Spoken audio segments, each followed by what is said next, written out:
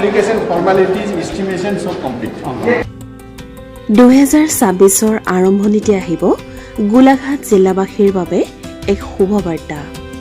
জিলাখনৰ স্বাস্থ্যখণ্ডত সূচনা হ'ব নতুন যুগৰ, মাজত অপেক্ষা মাত্ৰ কেইটামান মাহৰ।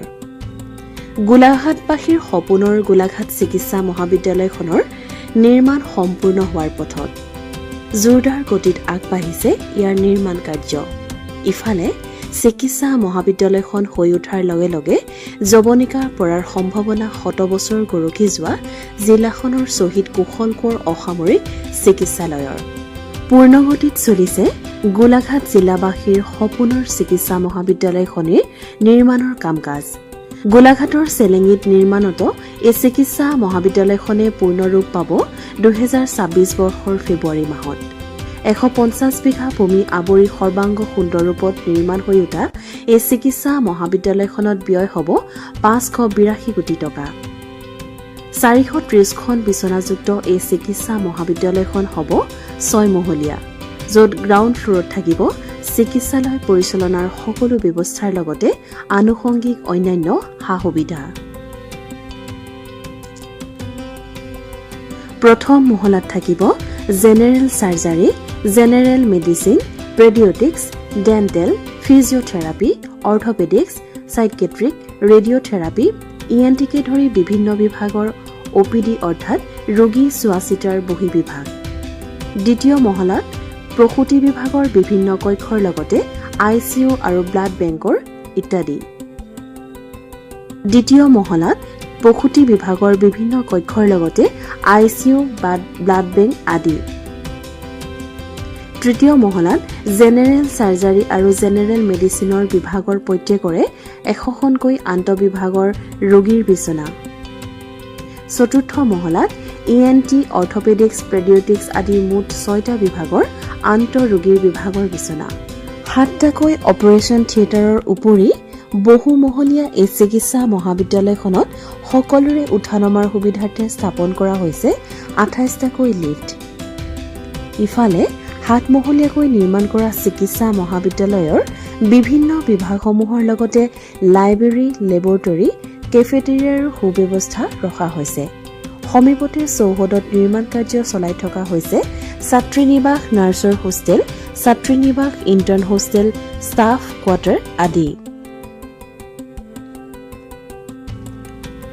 চৌহদত 20 কোটি টকীয়া বৃহৎ শক্তি প্ৰকল্পৰ সমান্তৰালভাৱে থাকিব ৱেষ্ট মেনেজমেণ্টৰ প্ৰকল্প। ইয়াৰ বাবে নিৰ্মাণ কৰা হৈছে ছেগ্ৰিগেশ্যন ইউনিট। বৃহৎ পানী যোগান প্ৰকল্প স্থাপন কৰাৰ লগতে চিকিৎসা মহাবিদ্যালয়খনত অগ্নি নিৰ্বাপক ব্যৱস্থা, পৰিকল্পিত পাৰ্কিং ব্যৱস্থাকে ধৰি অত্যাধুনিক সকলো সা-সুবিধা থাকিব। চিকিৎসা মহাবিদ্যালয়খনৰ নিৰ্মাণৰ দায়িত্বত থকা L&T কোম্পানীৰ অধীনত দিনে নিশাই 1000 শ্ৰমিক কৰ্মৰত হৈ থকাৰ লগতে 40 গৰাকী বিষয়া নিয়োজিত আছে কামৰ তদাৰকীত। ইফালে গোলাঘাট জিলাৰ স্বাস্থ্যখণ্ডত এই চিকিৎসা মহাবিদ্যালয়খন নতুন সংযোজন হ'ব যদিও 50,000ৰো অধিক জনসংখ্যাৰ গোলাঘাট নগৰখনৰ নগৰবাসীৰ একমাত্ৰ ভৰসা গোলাঘাট শ্বহীদ কুশল কোঁৱৰ অসামৰিক চিকিৎসালয়খন ইয়াৰ ফলত বন্ধ হৈ পৰিব নেকি, তাক লৈ ৰাইজৰ মাজত আকাংক্ষাৰ সৃষ্টি হৈছে এতিয়াৰ পৰা।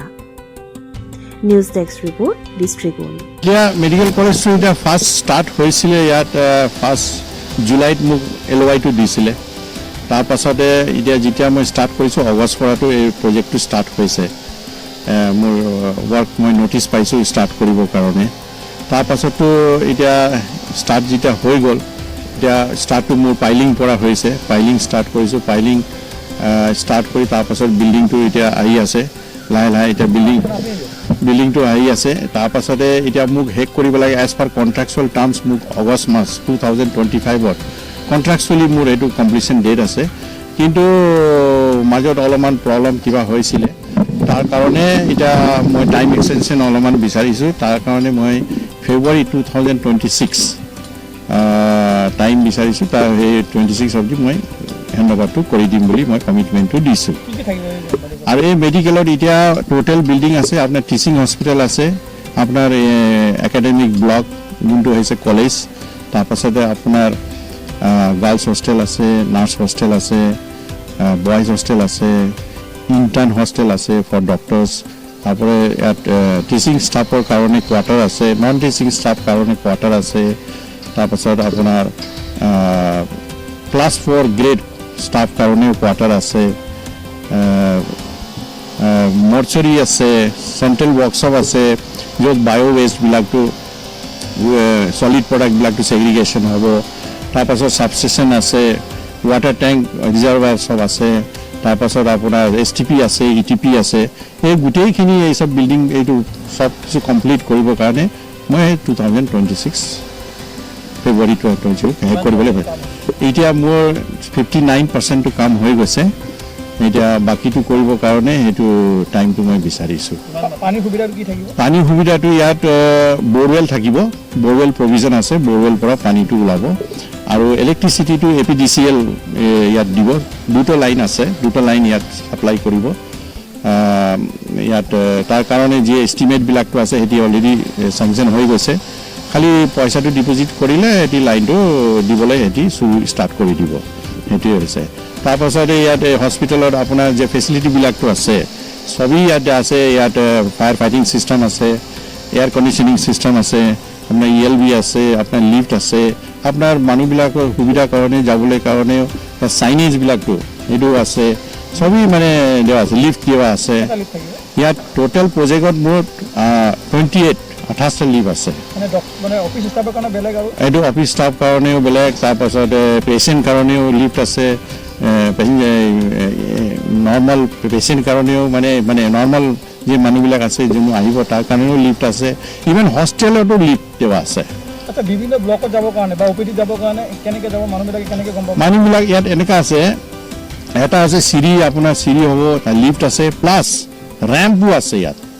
মানে এনি হস্পিটেল আপুনি চাব পাৰে ৰেম্প নৰ্মেলি বহুত হস্পিটেল মিছ কৰি যায়, কিন্তু ৰেম্পটো কম্পালচৰি হৈ গৈছে এতিয়া, মেণ্ডেটৰী ৰেম্পটো দিবই লাগিব, সেইকাৰণে ৰেম্পো ইয়াত আছে। চাইনেজ চিষ্টেমটো থাকিব, ৰেম্প মানে ইউনিফৰ্মলি মানে আপুনি ফ্ল'ৰ টু ফ্ল'ৰ যাব পাৰিব, যেনেকৈ ট্ৰলি, আপোনাৰ ট্ৰলি ল'বলৈ কাৰণে কেতিয়াবা লিফ্ট যদি ফেইল হয় ৰেম্পটো আছে, ৰেম্প পৰাও নামিব পাৰে, উঠিব পাৰে, সেইটো ৰেম্পটো দিয়া আছে।